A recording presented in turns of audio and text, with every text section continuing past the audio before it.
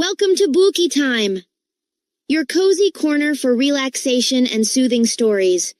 We truly appreciate your support. Don't forget to subscribe. Chapter 1. The Big Race. My name is AJ, and I hate ice cream. Actually, that's not true. I love ice cream. In fact, it's one of my favorite things in the world. I was just pulling your leg there. No, I wasn't doing that either. If I was pulling your leg, I would actually be taking your leg and pulling on it. Why would anybody want to pull on a leg? That's a weird thing to do. Speaking of weird things, last week the weirdest thing in the history of the world happened. When I got to school, our groundskeeper, Mr. Burke, was sitting out in the playground on a riding lawnmower. Well, that's not the weird part, because Mr. Burke sits on a riding lawnmower all the time. The weird part was that right next to him was our principal, Mr. Klutz. He was sitting on another lawnmower. All the kids gathered around to see what was going on. I went over to my friends Ryan, Michael, Neil, and Alexia. "What's going on?" I asked. "Mr. Klutz and Mr. Burke are going to have a lawnmower race," said Michael, who never ties his shoes. "The first one to reach the monkey bars wins," said Ryan, who will eat anything, even stuff that isn't food.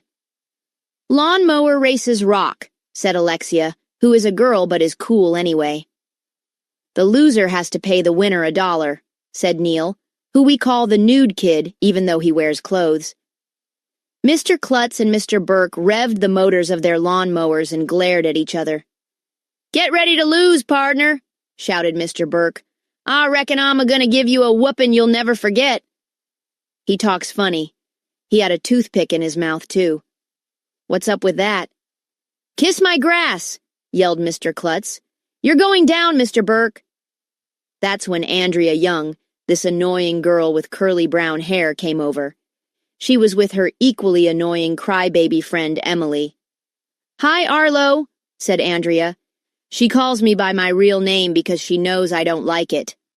I didn't say hello to Andrea because I knew the guys would start teasing me and saying I was in love with her. They shouldn't have dangerous races and gamble on school property, Andrea told us.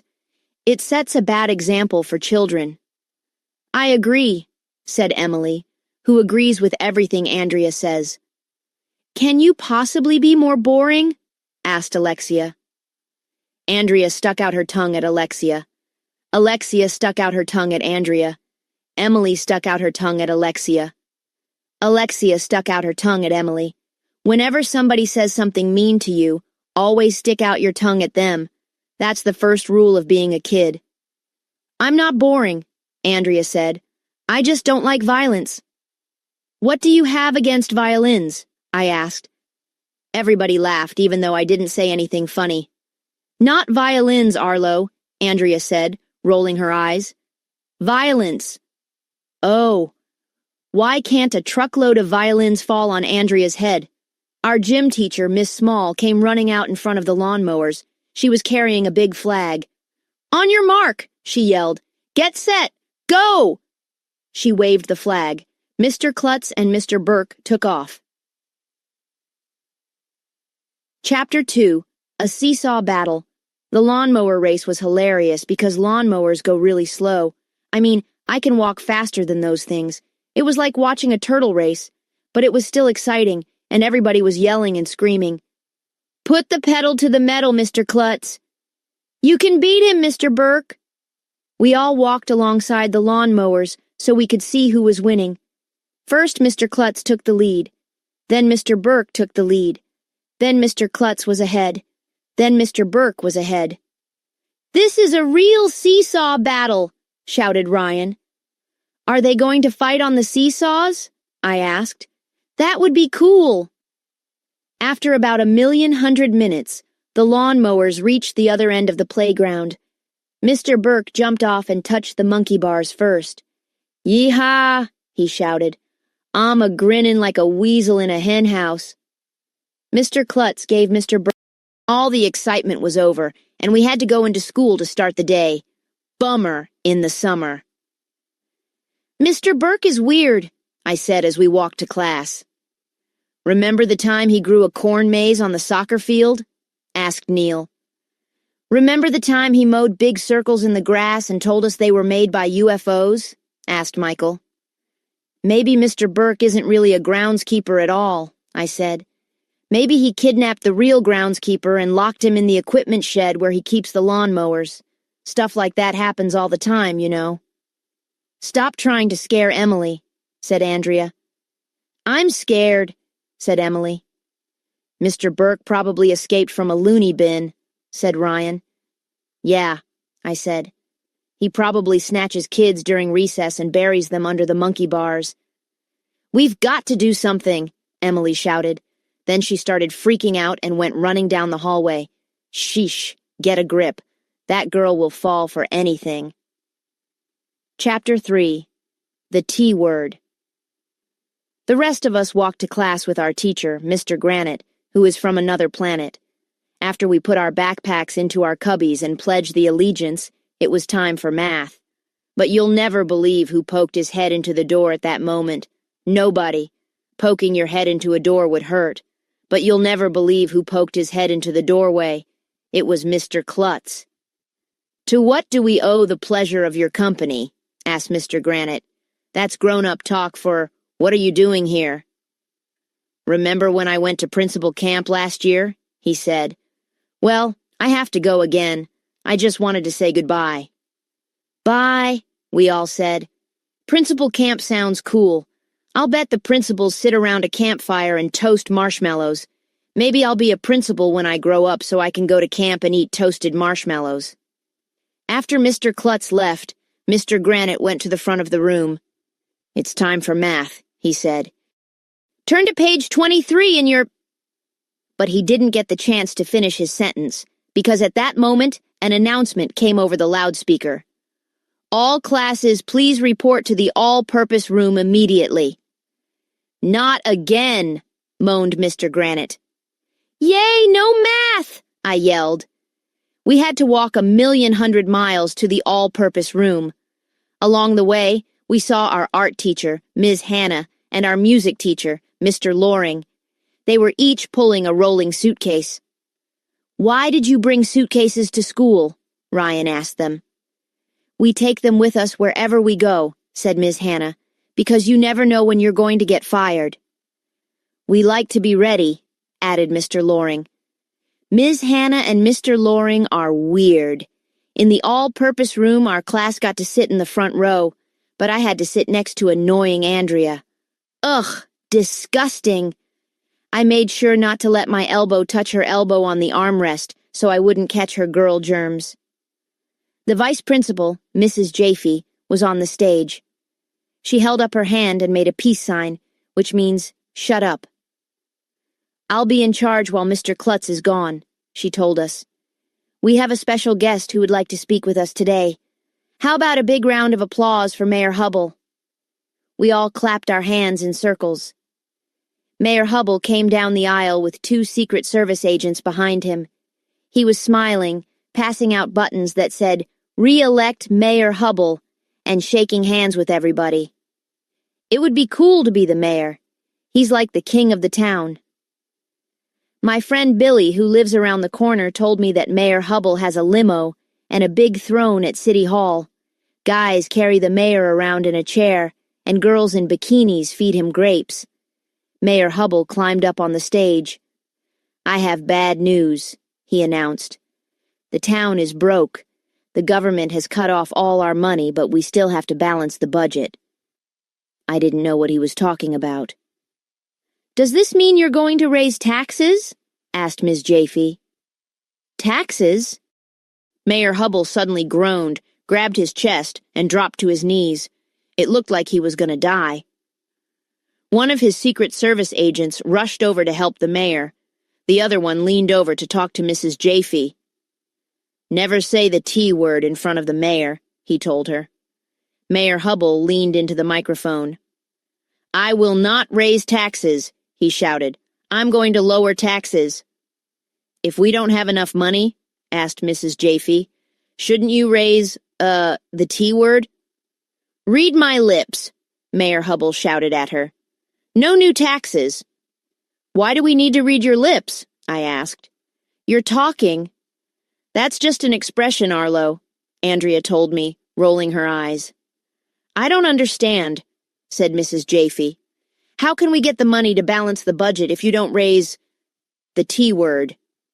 I have an idea, said Mrs. Rupee, our media specialist. We could have a car wash. We could raise the money, balance the budget, and have fun all at the same time. Yeah, everybody shouted excitedly. No, said Mayor Hubble. How about a bake sale? Asked Miss Laney, our speech teacher. People love to buy cookies and cakes. No, said Mayor Hubble. A raffle? Suggested our reading specialist, Mr. Mackey. No, said Mayor Hubble. Why not just close down the school? I suggested. That would save money. Then we could stay home and play video games all day. All the kids cheered at my genius idea. No, said Mayor Hubble. There's only one way to balance the budget. I can tell you with just 3 little letters.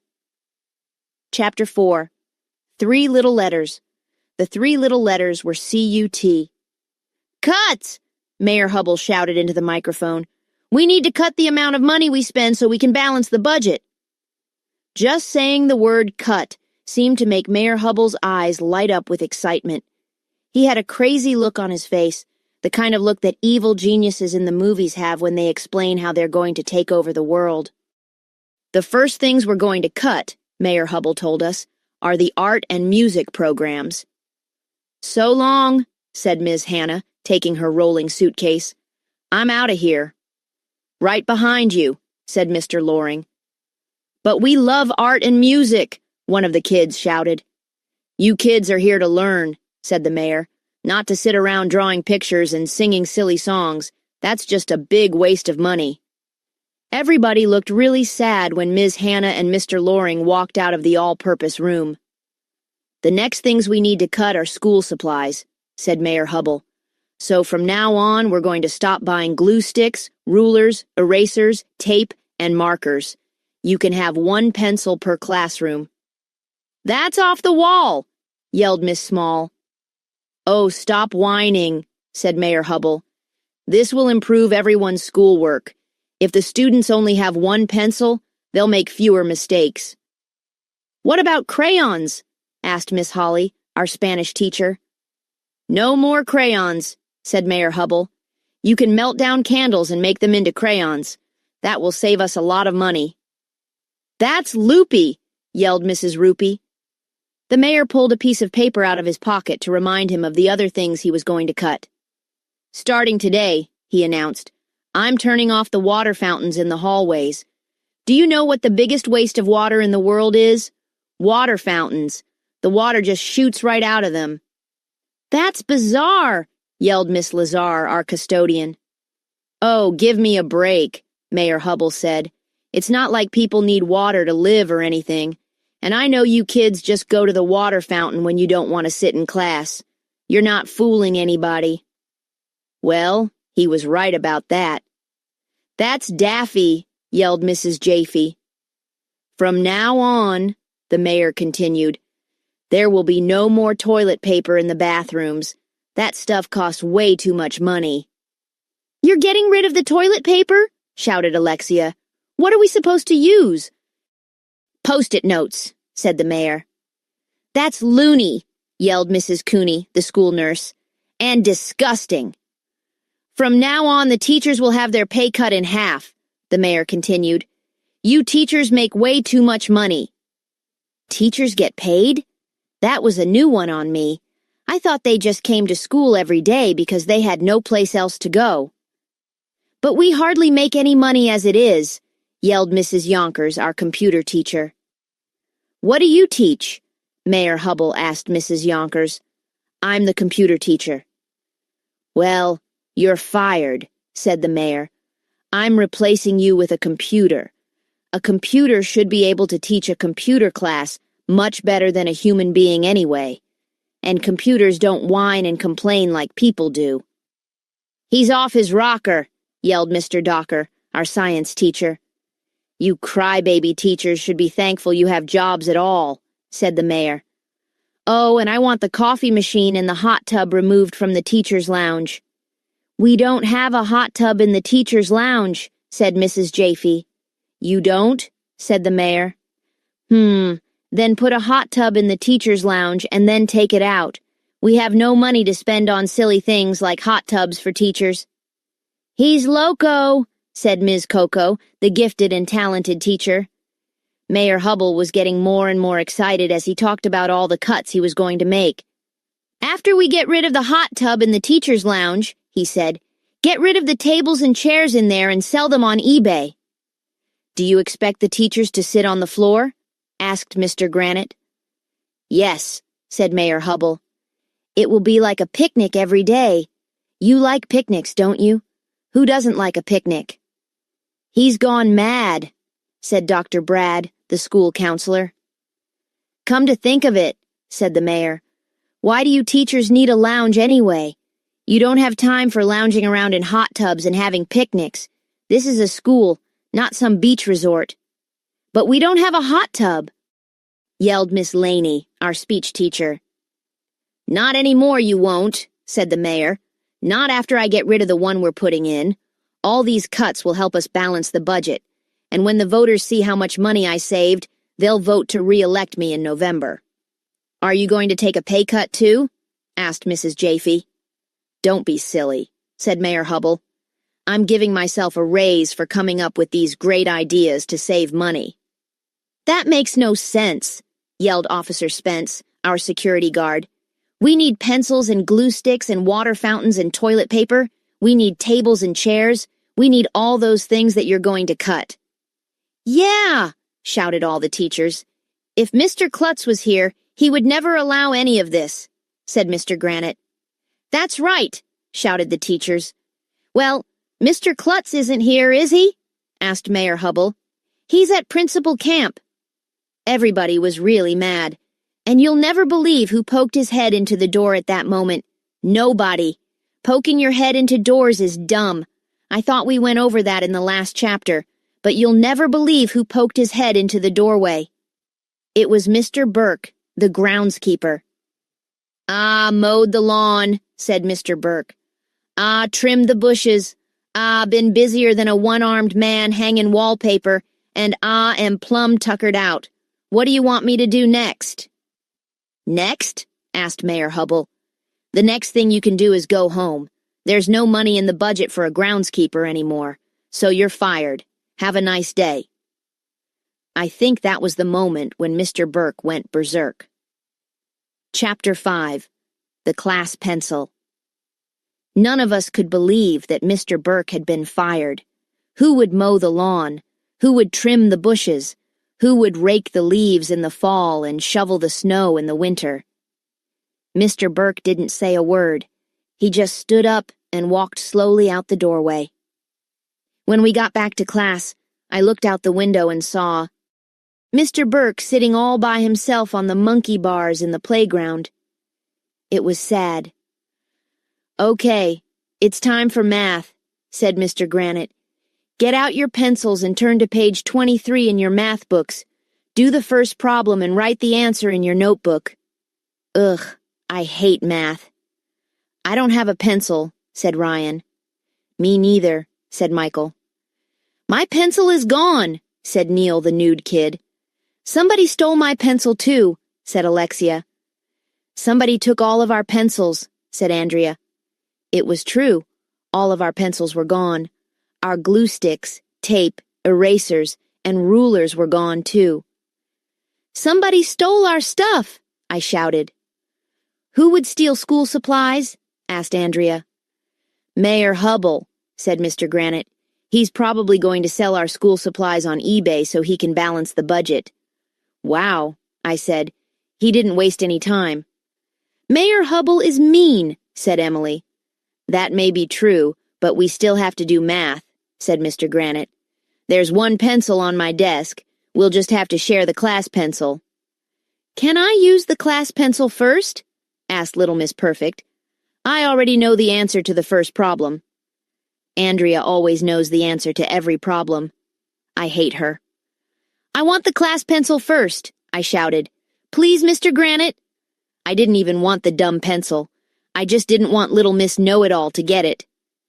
Andrea and AJ may share the class pencil, said Mr. Granite, then pass it down to the next person. Oh, Ryan said. AJ and Andrea are going to share the class pencil. They must be in love. When are you going to get married? Asked Michael. If those guys weren't my best friends, I would hate them. Andrea snatched the pencil from Mr. Granite before I could get it. I grabbed the other end of the pencil. I get to use the class pencil first, Arlo, said Andrea. No, I shouted at her. We're supposed to share it. Me. No, me. Both of you. Knock it. Mr. Granite didn't get the chance to finish his sentence. Because at that moment, the weirdest thing in the history of the world happened. Snap. The class pencil broke in half. Look what you did, Arlo, shouted Andrea. You broke the class pencil. I didn't break it, I shouted back at her. You broke it. I did not. Did too. Now we can't do math, said Michael. Yay, said Ryan. No math. Mr. Granite, Arlo broke the class pencil on purpose so he wouldn't have to do math, Andrea yelled. I did not. Did too. Andrea started hitting me, and I hit her back. Stop, shouted Mr. Granite. I will not have violence in my classroom. What do you have against violins? I asked. Not violins, Arlo, said Andrea, rolling her eyes. Violence. Oh, that sounds a lot like violins to me. Forget the class pencil, said Mr. Granite. We'll use the whiteboard. You kids will not get out of doing math this time. I had to admit that breaking the class pencil to get out of doing math wasn't a bad idea. I wish I had thought of it. But that gave me another idea. Mr. Granite, I said, can I go get a drink of water? Mayor Hubble turned off the water fountains, he replied. Remember? Oh, yeah, I said. May I go to the boys' room? Do you really have to go to the boys' room, AJ? Mr. Granite asked me. Or are you just trying to get out of math? I really have to go, I lied. Well, okay, said Mr. Granite.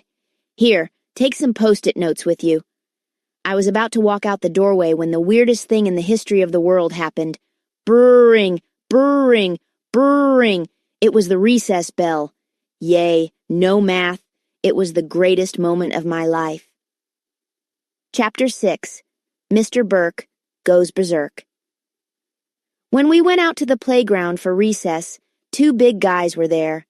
They were sawing off the bottoms of the monkey bars. When they finished, they picked the whole thing up and started carrying it away. Where are you taking our monkey bars? I asked. To rent a monkey bars, one of the guys replied. You can rent anything.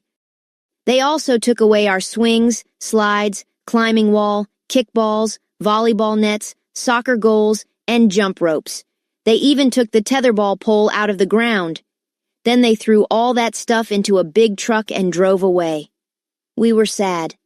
There was nothing to do. What fun is recess when you have nothing to play with? Mayor Hubble is mean, said Andrea. And for once I agreed with her. We wandered around the playground until we saw Mr. Burke coming out of the equipment shed. He had something in his hand. Why is he still here? Asked Alexia. Mayor Hubble fired him. What's he holding? Asked Ryan. It looks like a chainsaw, said Andrea. A chainsaw? We all started freaking out. Mr. Burke is crazy, I yelled. He must have snapped, yelled Neil, the nude kid. He's going to kill everybody in the school, yelled Ryan. It will be like that movie, The Texas Chainsaw Massacre, yelled Michael. Mr. Burke pulled a cord to start up the chainsaw, and it made a loud noise like a motorcycle. We've got to do something, yelled Emily. We were about to run inside and warn the teachers when Mr. Burke went over to the biggest bush in the playground. Wait a minute, said Andrea. He's not going to kill anybody. He's going to trim the bushes. Andrea was right, as usual. Mr. Burke started cutting the side of the big bush with the chainsaw. He carefully cut into one side, and then he went around to cut the other side. "Why is he trimming?" Emily started to say. "He's not trimming it," Andrea said. "He's making a sculpture. He's making a bush sculpture." She was right again, and Mr. Burke wasn't just making any sculpture. As he cut into the bush with the chainsaw, we could see that he was making a sculpture of a person. And as he continued cutting, we could see that the person wasn't just any person. "It's Mayor Hubble!" shouted Alexia. She was right, too. The bush looked just like the mayor. "Mr. Burke is weird," said Ryan. Andrea had on her worried face, so I knew she was going to say something about her mother, the psychologist. "I'm worried," she said. "My mother is a psychologist. She would say that Mr. Burke is obsessed with Mayor Hubble. He needs to move on with his life and get a new job." "I agree," said Emily, who always agrees with everything Andrea says. Mr. Burke put the finishing touches on his sculpture. Then he put the chainsaw back into the shed and came out with a shovel. "What's he doing now?" asked Neil, the nude kid. Mr. Burke went over to where the monkey bars used to be. Then he started digging a hole in the ground with the shovel. "See? It's like I told you," I said. "He must be digging up the bodies of the kids he murdered." "Arlo, stop trying to scare Emily," said Andrea. "I'm scared," said Emily. "Maybe he'll dig up some zombies," said Ryan. "They'll come back to life and chase us around the playground." "And if they catch us, they'll eat our brains," said Michael. "I saw that in a movie once." Emily started freaking out. "Zombies don't eat brains, dumbhead," said Alexia. "Cannibal zombies do," I told her. "Especially cannibal zombies from outer space." "We've got to do something," yelled Emily, and then she went running away. Sheesh, what a crybaby. The rest of us kept watching Mr. Burke digging with the shovel. First he would dig one hole, and then he would dig another hole nearby, and then another one. "I think he's looking for something," said Ryan. "Maybe he's digging up the Underground Railroad," I suggested. "We learned about that in class with Mr. Granite." "The Underground Railroad wasn't underground, Arlo," Andrea said, rolling her eyes. "Then why did they call it the Underground Railroad?" I asked. "Because it was hidden," Andrea said. "They didn't want people to know about it." "Your face should be hidden," I told Andrea. "Then we wouldn't have to look at it." "Oh, snap," said Ryan. Andrea was trying to think of something mean to say to me. But she never got the chance, because that's when the weirdest thing in the history of the world happened. Mr. Burke's shovel hit something sharp. Ping! He must have broken off a piece of rock. He got down on his hands and knees and picked it up. He was looking at it carefully. Then he took a magnifying glass out of his pocket and looked through it. He turned the rock over and over in his hand. And then he stood up and yelled, "It's gold!" Chapter 7. Gold Fever. "Gold!" shouted Ryan. "Gold!" shouted Michael. "Gold!" shouted Neil, the nude kid. "Gold!" I shouted. Just in case you were wondering, we were all shouting, "Gold!" Kids from every corner of the playground came running over to see what was going on. "Mr. Burke found gold! Mr. Burke found gold! Mr. Burke found gold!" Just in case you were wondering, lots of kids were talking about how Mr. Burke found gold. Everybody crowded around him as he held up the chunk of gold. "Well, I'll be dogged," Mr. Burke said. "Ma great-great-grandpappy lived over yonder back in '48.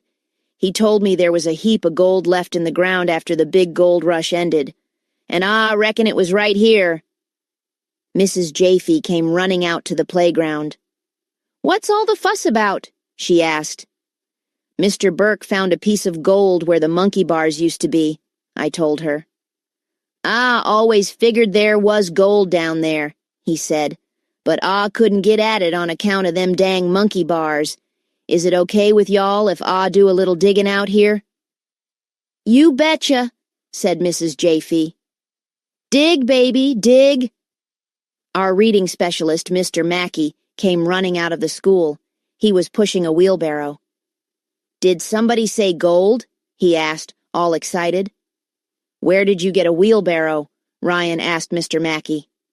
"From Rent a Wheelbarrow," said Mr. Mackey. "You can rent anything." Suddenly, the other teachers came running out of the school. Ms. Coco, Miss Holly, Mr. Docker, Miss Small, all of them. They were wearing overalls and miners' helmets.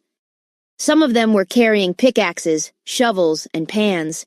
I guess they rented them. "Yee-haw!" they were all shouting. "Gold!"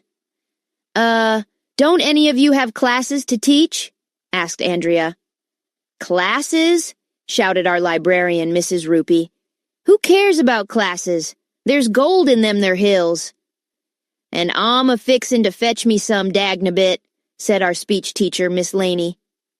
"Yee-haw!" shouted Mr. Granite. "Why is everybody suddenly talking like it's the Wild West?" I asked. "'Cause we got the gold fever, young feller," said Mr. Mackey. "It drives a man crazy, I tell you, crazy." "I'm crazier than a run-over coon," shouted our health teacher, Ms. Leakey. "I'm crazier than popcorn on a hot stove," shouted Mr. Granite. "Yee-haw!" shouted Ms. Coco. Grown-ups are weird. The teachers started digging holes all over the place and saying words I never heard of, like tarnation and varmint and ornery. Me and the other kids just watched them. At least it was better than going to class. "I found me a nugget, y'all," Miss Holly suddenly shouted. "Yee-haw!" "A chicken nugget?" I asked. "No, a gold nugget." That's funny. I always thought nuggets came from chickens. We all gathered around to look at Miss Holly's nugget. "Look at the way it shines," she said. "That there nugget is as purty as a snake on stilts," said Mrs. Rupee. "I reckon this may be the biggest gold strike in over 100 years, said Mr. Burke. The teachers let out a big yee-haw and started digging all over the place with even more excitement. "Ah, found one too," shouted Miss Small. "So did I," said Mr. Granite. They were all uncovering gold. That's when a big black car pulled up to the playground. And you'll never believe who got out of it. It was Mayor Hubble, and he was coming over.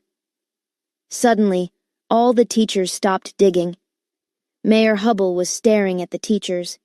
The teachers were staring at Mayor Hubble. The kids were staring at the teachers and Mayor Hubble. Everybody was staring at each other. You could hear a pin drop. I was sure Mayor Hubble was going to tell them to stop digging and go back to class. But he didn't. "Dig!" he hollered. "Keep digging." Chapter 8. Gilver. When I got to school the next day, the front door was locked. I went around to the playground, and it was filled with teachers. They were digging holes with shovels, pickaxes, and all kinds of mining equipment. I met up with the guys and Alexia. Mrs. Rupee came by on a donkey. "Where did you get a donkey?" Alexia asked her. "It's not a donkey," Mrs. Rupee said. "It's a burro. His name is Jose." "Where did you get a burro?" Michael asked. "From Rent a Burro," she said. "You can rent anything." As we got closer, we saw the weirdest thing in the history of the world. Mr. Mackey, Mr. Burke, Mr. Docker, and Officer Spence all had long beards on their faces. None of them had beards the day before. "How did you grow a beard so fast?" Ryan asked Mr. Mackey. "It's the gold fever," he replied, a crazy look in his eyes. "It does that to a man." We sat and watched the teachers digging. They were all shouting, "Yee-haw!" and calling each other pardner. That's when annoying Andrea and Emily came over. "This is terrible," Andrea said. "The teachers should be inside the school helping us learn things, not out here digging for gold." "That's right," said Emily. "What is their problem?" "Can you possibly be more boring?" asked Alexia. "Yeah, take a chill pill," I told Andrea. "We get a day off from school." Mr. Burke seemed to know a lot about gold mining, and he was telling the teachers where to dig and what to do. "I reckon we need to dig a deeper hole to get at the gold," he told them. "Fetch me the dynamite, fellers." "They're going to blow a hole in the playground?" asked Andrea. "That sounds dangerous. Is violence really necessary?" "What do violins have to do with it?" I asked. "Not violins, Arlo. Violence." Mr. Burke and Mr. Mackey dug a deep hole where the monkey bars used to be and put sticks of dynamite in there. Then they stretched a wire from the hole to the other end of the playground. "Y'all cover your ears now," Mr. Burke hollered. Then he yelled, "Fire in the hole!" and pushed down on this handle thing that looked like a bicycle pump. We all covered our ears. Boom! There was a huge blast. Rocks and dirt went flying all over the place. It was awesome. We got to see it live and in person. You should have been there. "Wow," we all said, which is Mom upside down. Blowing stuff up is cool. There should be a TV channel that shows nothing but stuff being blown up all day long. The explosion blew a giant hole in the ground. The teachers all ran over yelling, "Yee-haw!" They climbed into the hole with their shovels and picks. "You kids want to come down into the mine with me and poke around?" Mr. Burke asked us. "Yeah," said me and the guys and Alexia. "I don't want to get my school clothes dirty," said Andrea. "Me neither," said Emily. "Can you possibly be more boring?" asked Alexia. The rest of us climbed into the mine with Mr. Burke. It was dark down there, but some of the teachers had lights on their helmets so we could see. They were digging for a long time, but nobody found any gold. And then Mr. Burke suddenly hit something sharp with his shovel. Think I found something," he said. "Is it gold?" I asked. "No." "Is it silver?" asked Alexia. "No," Mr. Burke said as he looked at a shiny thing in his hand. "It's even more valuable than gold and silver. It's gilver." "Gilver?" asked Ryan. "I never heard of gilver." "What's gilver?" asked Neil the nude kid. "Gilver is a combination of gold and silver," Mr. Burke said excitedly. "Yee-haw!" shouted Mr. Mackey. "It's more valuable than gold. It's more valuable than silver. It's gilver! Gilver! Gilver!" In case you were wondering, all the teachers were shouting, "Gilver! This place is filled with the stuff," said Mr. Burke. "It's a bonanza!" "We hit pay dirt!" shouted Mr. Mackey, jumping up and down and clicking his heels together. "There must be millions of dollars worth of gilver down here." "Billions!" shouted Miss Small. "Trillions!" shouted Mr. Granite. "Do you have any idea what this means for our school?" said Mrs. Jaffe.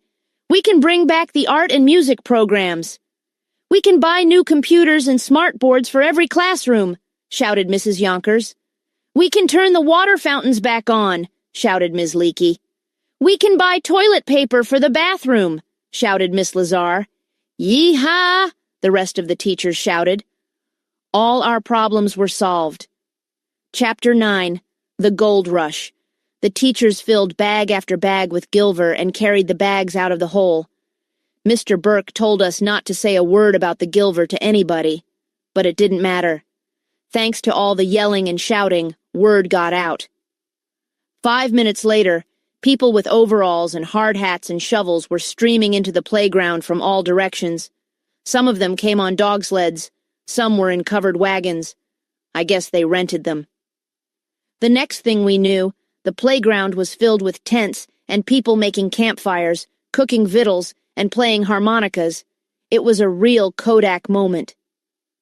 "Yee-haw," one guy said. "I'm hankering to get me a heap of that gilver." "Hey, we were here first, you no-good rascal," said Mr. Mackey. "It's our gilver." "Finders keepers," said another guy. "This is a public school, you varmint, so it's public property." It looked like a fight was going to break out, but that's when the weirdest thing in the history of the world happened. Channel 7 News is on its way. Channel 7 News is on its way. Channel 7 News is on its way. In case you were wondering, Everybody was saying that Channel 7 News was on its way. TV? Cameras? Shrieked Andrea. How does my hair look? Eek! We're going to be famous! Shrieked Emily. Sure enough, a few minutes later, a big van pulled up with Channel 7 News written on the side. And you'll never believe who got out of the van. It was Mrs. Lily, this reporter who helped us make a newspaper about our school. Some guys from the news van set up the equipment, and Mrs. Lily stood next to Mr. Burke. "This is Mrs. Lily of Channel 7 News," she said into a microphone. "I'm reporting live from elementary school, where gilver, a rare combination of gold and silver, has been found in the playground. With me is Mr. Burke, the school groundskeeper. You were the one who discovered the gilver, Mr. Burke. Tell me, how do you feel right now?" Feel like could eat corn on the cob through a picket fence," Mr. Burke said. "I beg your pardon?" asked Mrs. Lily. "What mean is, right now could just about hit a bull's backside with a handful of banjos." "I'm sorry, I don't understand," said Mrs. Lily. "All I'm saying is, feel like could bluff a buzzard off a meat wagon right now." "Huh?" said Mrs. Lily. "I have no idea what you're talking about." "What's the matter, ma'am?" asked Mr. Burke. "Don't you speak English?" Mrs. Lily was going to ask Mr. Burke more questions, but you'll never believe in 1,100,000 years who came running in front of the camera at that moment. "I'm not going to tell you." Okay, I'll tell you. But you have to read the next chapter first, so na boo-boo on you. Chapter 10. Violins Are Bad for Children. It was Mayor Hubble. He grabbed the microphone from Mrs. Lily. His Secret Service agents shoved Mr. Burke away from the camera. "I'm happy to announce," said the mayor, "that all the gold and gilver found on school property belongs to the city. We will use it to balance the budget, blah, blah, blah, blah, create new jobs, blah, blah, blah, blah, fix the roads, blah, blah, blah, blah, cut taxes, blah, blah, blah, blah, this great country, blah, blah, blah, blah, and furthermore, blah, blah, blah, blah. How long is this going to go on, blah, blah, blah, blah, wake me up when it's over, blah, blah, blah, blah." He yammered on for about 1,100,000 hours. I thought I was going to die of old age. "In conclusion," the mayor finally said, "vote for me on Election Day. Thank you." Mrs. Lily and the Channel 7 guys turned off their camera, packed up their gear, and drove away. "Okay, the show's over," said Mayor Hubble. "Everybody go home now. I'll take care of this gilver, and all you teachers get back to class. You should be ashamed of yourselves." The Secret Service agents started to load the bags of gold and gilver into the trunk of Mayor Hubble's limo. The teachers were sad. They had worked really hard to dig up the gold and gilver. Now Mayor Hubble was taking it away. We wouldn't be able to fix up the school. We wouldn't be able to bring back the art and music programs. We wouldn't have any toilet paper. Bummer in the summer. This was the worst thing to happen since TV turn-off week. We all started walking back into school. That's when the most amazing thing in the history of the world happened. In the distance, at the other end of the playground, a tall, mysterious stranger appeared. He was walking toward us in slow motion, and he was bald. It was Mr. Klutz. "Mr. Klutz! Mr. Klutz! Mr. Klutz!"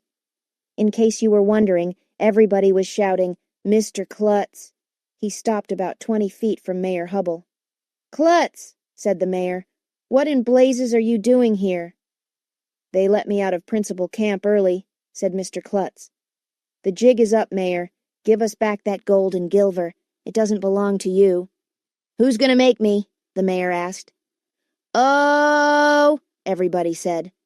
"I reckon I am," said Mr. Klutz. "Because you're getting too big for your britches." "Oh!"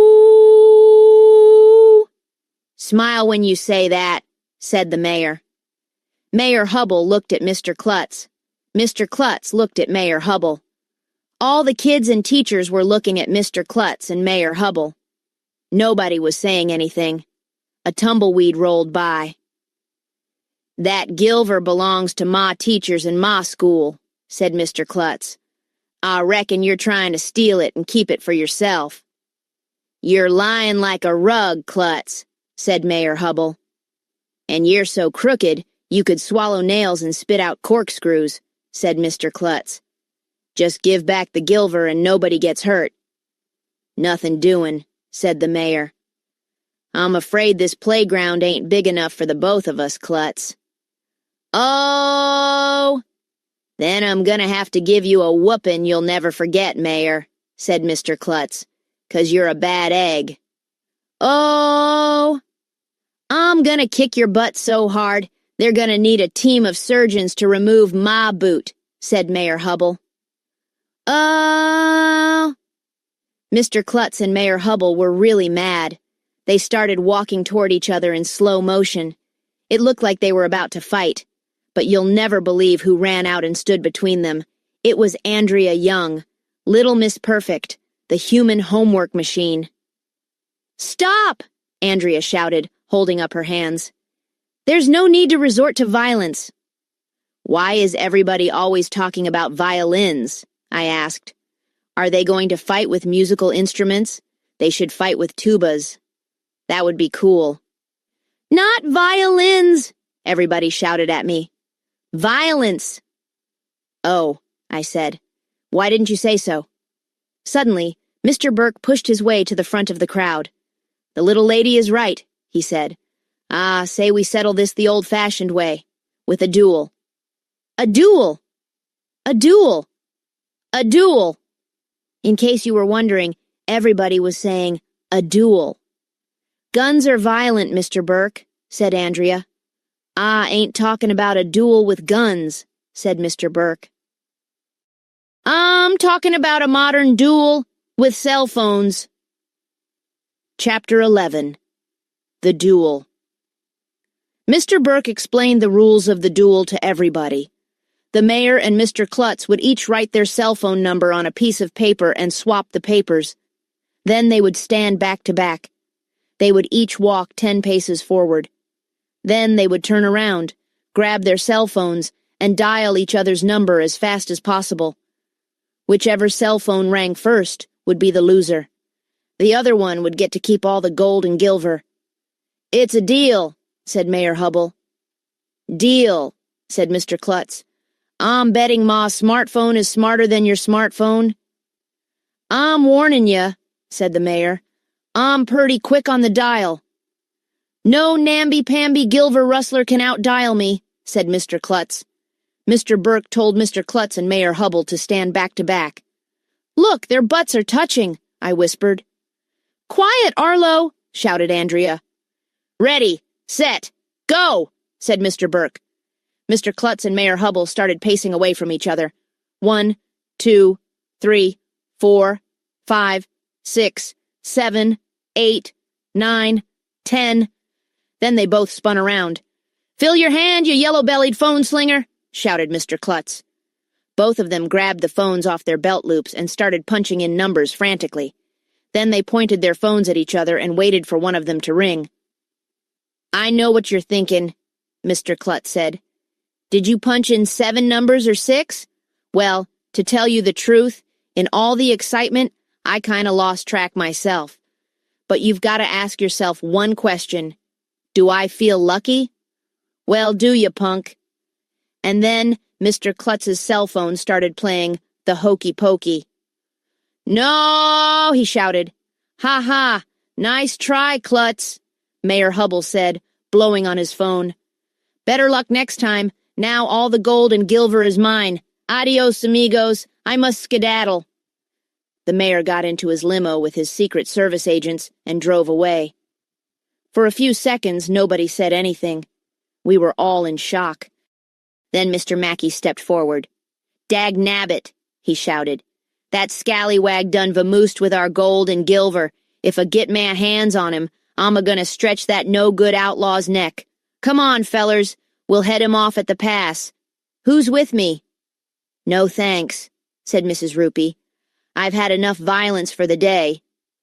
Violence is not the answer, said Miss Laney. You can't solve problems with violence, said Mr. Granite.